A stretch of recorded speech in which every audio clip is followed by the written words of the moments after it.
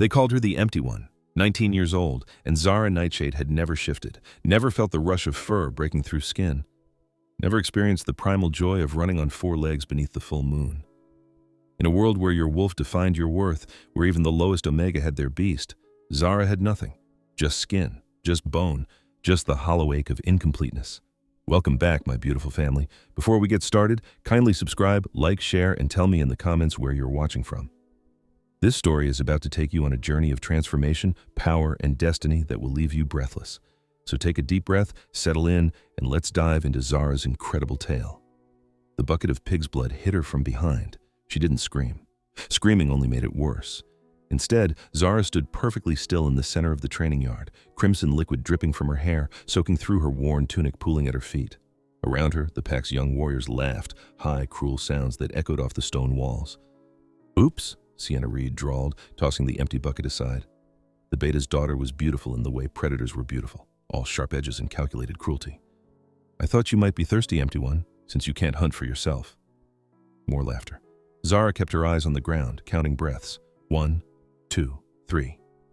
"Look at me when I'm talking to you." Sienna's hand shot out, grabbing Zara's chin and forcing her head up. Their eyes met. Sienna's wolf gold and dominant, Zara's plain brown and powerless. "You know the alpha's son is coming home today, after 5 years away, learning to be a proper ruler, and he's looking for a mate." Sienna's smile was poison sweet. "Wouldn't it be funny if you tried to attend the selection ceremony, the wolfless freak, thinking she deserves to be chosen?" "I would never," Zara started, but Sienna cut her off with a sharp slap. "Good, because dreams are for wolves, and you're not a wolf. You're nothing." Sienna shoved her backward into the mud. "Stay in your place, Empty One." The warriors dispersed. Zara remained on the ground, feeling the familiar burn of tears she refused to shed. But as she finally stood and began walking back to the servants' quarters, Zara didn't know that everything was about to change. That her emptiness wasn't a curse, but a chrysalis, and that sometimes the most powerful transformations happen to those who've been beaten down so far they have nowhere to go but up. The moon hung full and silver in the darkening sky, watching, waiting. Later that evening, Elder Moira called Zara to her cottage. The old healer cleaned the blood from Zara's hair with surprising gentleness. "Sienna again?" Elder Moira asked. "It's fine. I'm used to it." "That doesn't make it right." The elder's hands paused. "Zara, I need to tell you something. Something I was sworn to silence about by your mother before she died." Zara's breath caught. "What do you mean?" "Your mother was a seer. When you were born, she had a vision about you. She made me promise not to speak of it until the night the Alpha's heir returned home." Elder Moira's voice dropped. "Your mother saw your wolf, Zara. She said it wasn't absent. It was dormant, sleeping, conserving its strength for something that would require more power than a normal shift could provide." Hope pierced through Zara's chest. When will it wake up? She didn't know the exact moment, only that when your wolf finally emerged, it would be unlike anything the packs had ever seen. Elder Moira turned Zara to face her.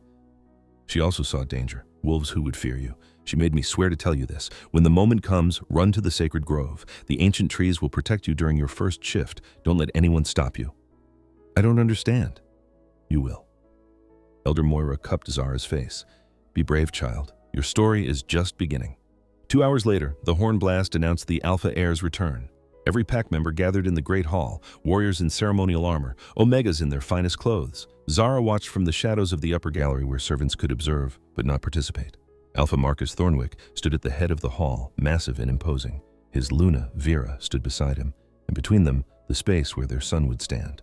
The great oak doors swung open. Darius Thornwick walked into the hall like he owned not just the room, but the very air inside it. Tall, with black hair and warrior braids and eyes the color of liquid amber. Scars marked his arms and face. Power radiated from him in waves that made even the strongest warriors step back. This was an alpha in his prime. Dangerous, dominant, absolutely in control. "My son," Alpha Marcus said. "Welcome home." Darius clasped his father's forearm, then surveyed the hall. "It's good to be home. I return ready to serve Thornwick with everything I've become." Cheers erupted.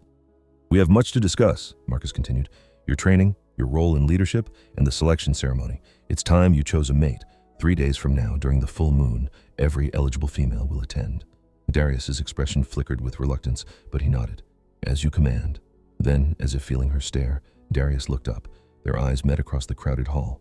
For one suspended moment, everything else faded. Zara saw surprise flash across his face, confusion, recognition, and inside Zara's chest, for the first time in 19 years, something stirred, like a great beast opening one eye in the darkness. Then Sienna stepped into his line of sight, breaking the connection. "Alpha Darius," she purred. "Welcome home. I'm Sienna Reed, Beta Garrett's daughter." Zara fled, her heart hammering. She didn't see Darius's gaze return to the gallery, searching. "Who was that?" he asked Sienna. "In the upper gallery. Brown hair, plain dress." Sienna's smile froze. "No one, Alpha. Just a servant." But Sienna knew exactly who he'd seen, and she'd be damned if she let the empty one ruin her chance at becoming Luna. The next 3 days passed in mounting dread. The pack buzzed with excitement. Eligible females practiced their bowing, commissioned new dresses. Zara kept her head down, avoiding Sienna's increasingly vicious pranks. On the second night, Sienna cornered her in the storage room. "I know what you're planning," Sienna hissed, slamming Zara against the shelves. "You think because Alpha Darius looked at you for half a second, you have a chance. But let me make something clear. You are nothing. And if you show your pathetic face at that ceremony, I will make sure everyone knows what you are." Zara didn't respond. What was there to say? But that night, alone in her bed, Zara felt it again. The stirring. Stronger. Like something massive shifting in its sleep. The morning of the selection ceremony, Elder Moira found Zara preparing the Great Hall. "You need to get ready," the elder said, pressing a bundle of fabric into her hands. "Elder, I can't. Your mother's vision said you needed to be there, if you're not at the ceremony." She left the implication hanging. Inside the bundle was a dress, simple but beautiful, deep forest green. "Where did you get this?" "I've been saving it, waiting for today." Elder Moira cupped Zara's face. "You deserve to be there, child. Be brave." So Zara found herself standing at the very back of the Great Hall, trying to make herself invisible. The other females stood in elegant rows by rank, and behind them all, barely visible in shadows, the empty one. Alpha Marcus addressed the crowd. "The selection ceremony is sacred. My son will walk among you. When he finds the female whose scent calls to his wolf, he will present her with the Luna's mark. Only one will be chosen. The moon goddess makes no mistakes." Darius emerged, dressed in ceremonial black and silver. He began the walk, stopping before each female, searching for the connection that would signal a true mate. But each time he moved on, no spark, just duty and disappointment. He continued through warriors' daughters, merchants' daughters, omegas. His frustration grew visible. Then he reached the shadows where Zara stood. She'd been edging toward the exit. But the moment Darius entered her space, the moment his scent hit her, pine and leather and something wild, everything stopped. The stirring in her chest became a roar. Darius froze. His head whipped toward her. Their eyes met for the second time, and Zara watched something fundamental shift in his expression. Shock, recognition, hunger, wonder. "You," he breathed, moving toward her. "It's you." The hall erupted in confused whispers. Sienna's face went white with rage. Darius stopped directly in front of Zara. His hand reached out, touching her cheek gently. "What's your name?" "Zara," she whispered. "But Alpha, you shouldn't. I'm not. You're mine," he said, his wolf flashing in his eyes. "My mate, my Luna." "That's impossible." Tears burned in Zara's eyes. "I'm wolfless. I'm nothing." "That's not true," Sienna's voice cut through the hall. She stormed forward. "Alpha Darius, she's lying. Zara Nightshade is the empty one. She has no wolf. She can't shift. She's defective." The hall exploded in shocked gasps. Alpha Marcus pushed forward. "Is this true? Darius, you cannot choose a wolfless female as your Luna. It would weaken the pack." Darius didn't take his eyes off Zara. "Are you wolfless?" "Yes," she whispered. "I've never shifted. I'm sorry." "Don't apologize." His thumb brushed away her tear. "My wolf knows what it knows. You are my mate. I don't care if you never shift." "You can't mean that." Lunavera's voice was sharp. "A wolfless Luna? The other packs will see it as weakness." "Let them try," Darius growled, pulling Zara against his side protectively. "This is what a true mate feels like. Nothing else has ever come close." "But she can't fight. She's useless," Sienna shrieked. The stirring in Zara's chest suddenly became an inferno. Something inside her snapped, not broke, snapped into place, like chains falling away, like a beast that had been sleeping for 19 years finally opening both eyes. Zara gasped as pain ripped through her body. She stumbled, but Darius caught her. "Zara, what's wrong?" "It's happening," she gasped.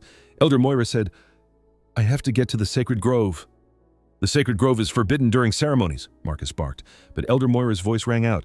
"Let her go! She needs the ancient trees to complete her first shift." Darius didn't hesitate. He swept Zara into his arms and ran. Behind them, chaos erupted, but Darius was faster. He burst through the doors and ran toward the sacred grove at the heart of Thornwick territory, ancient trees that had witnessed 1,000 years of pack history. "Hold on," Darius murmured. "Just hold on." The pain was unbearable. Zara could feel her wolf trying to break free. but it was like her body wasn't designed for this. They reached the sacred grove just as the full moon broke through clouds. Darius set Zara down gently in the center, and she immediately collapsed. "I'm here," Darius said. "I'm not leaving." And then Zara shifted. Power exploded from her body in waves that knocked Darius back. Silver light erupted around her like flames.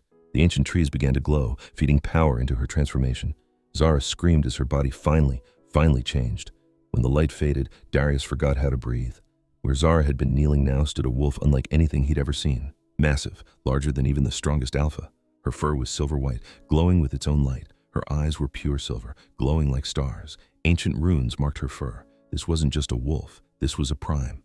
The first wolves, the original bloodline. Zara's wolf turned to look at Darius, and he felt his own wolf immediately drop its head in submission. Not from weakness, from recognition, from reverence. Behind them, the sound of pursuit reached the grove's edge. Alpha Marcus burst through first, followed by Luna Vera, Sienna, Beta Garrett, and warriors. They all skidded to a stop, and then, as one, every wolf dropped to their knees. "Impossible," Marcus breathed. "A prime bloodline. They've been extinct for 500 years. "Not extinct," Elder Moira's voice came from behind. She walked forward with tears streaming down her face. Hidden, protected, waiting.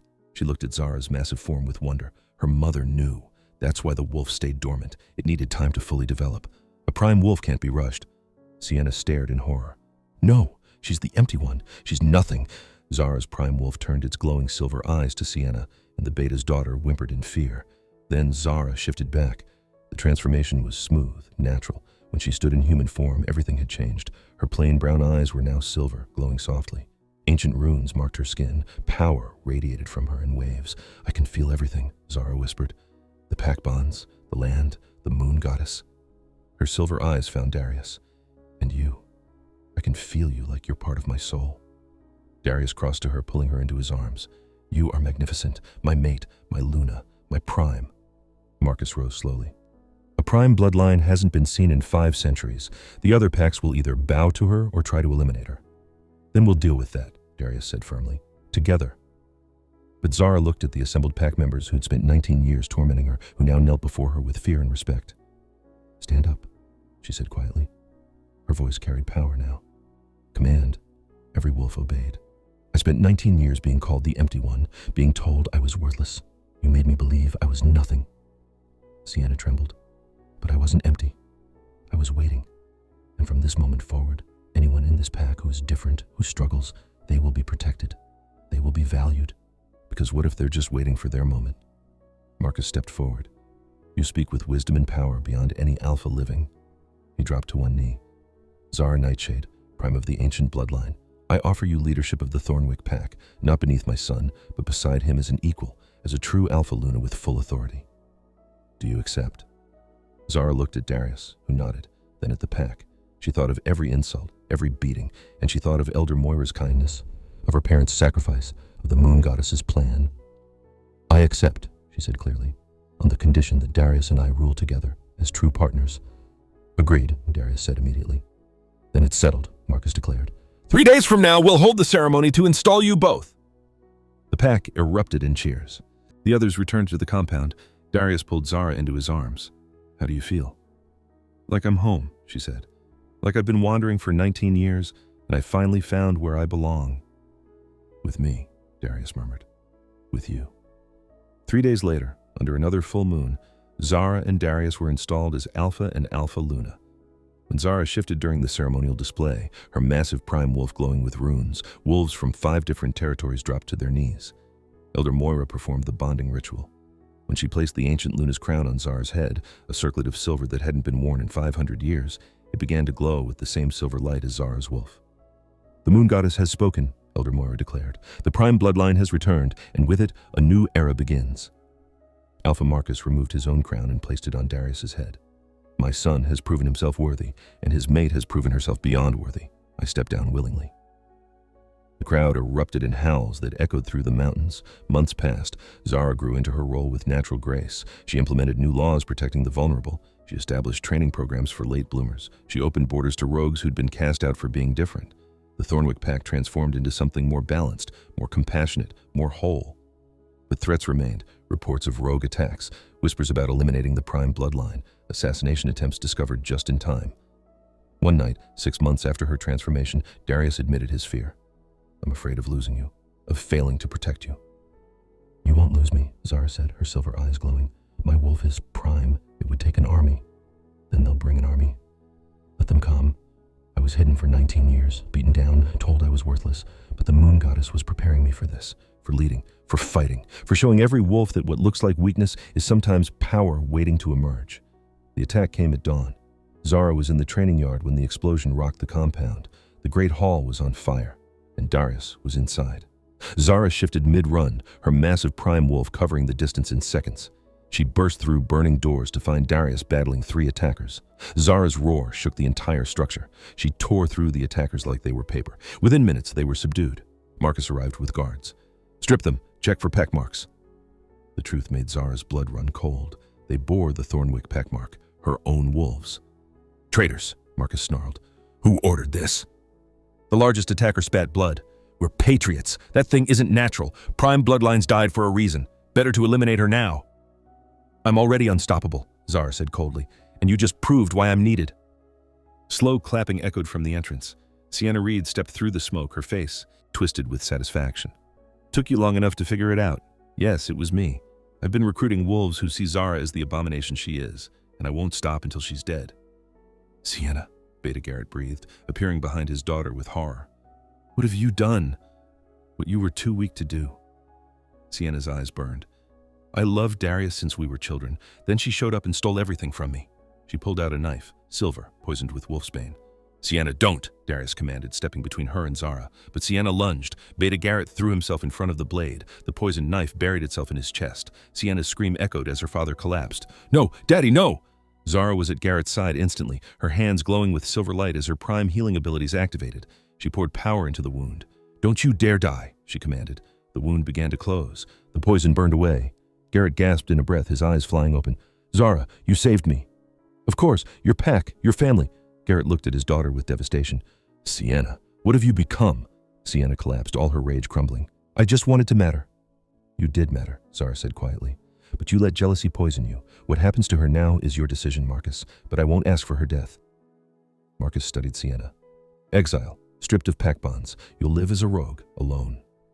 Sienna didn't fight as guards took her away, just looked back once at Darius, at the life she'd destroyed trying to claim. In the days that followed, the pack rebuilt. Traitors were exiled, new laws established, and the pack learned that power wielded with compassion isn't something to fear. A year after Zara's transformation, she stood on a balcony overlooking the compound with Darius's arms around her. "A year ago, I was the empty one, sleeping in servants' quarters, being mocked, convinced I'd never be anything more than a mistake." She leaned against him. "Now I'm Alpha Luna, prime, respected. It doesn't feel real." "It's real," Darius murmured. "You earned it. Not because of your bloodline, but because of who you are. Your compassion, your strength. I couldn't have done it without you. You saw me when I was nothing. You were never nothing. You were everything, just waiting to be recognized." And in that moment, Zara finally understood her purpose. It wasn't just to be Prime or Luna. It was to show every wolf who'd ever felt empty, worthless, or broken that transformation is possible. That dormant doesn't mean dead, that sometimes you just need the right moment, the right person, and the right courage to become who you were always meant to be. The empty one had become the Prime. The bullied had become the leader. The nothing had become everything. And every alpha in the realm bowed before her, not from fear, but from respect for a wolf who'd endured 19 years of cruelty and still chose compassion. Years later, when young wolves asked about Alpha Luna Zara, the stories always started the same way.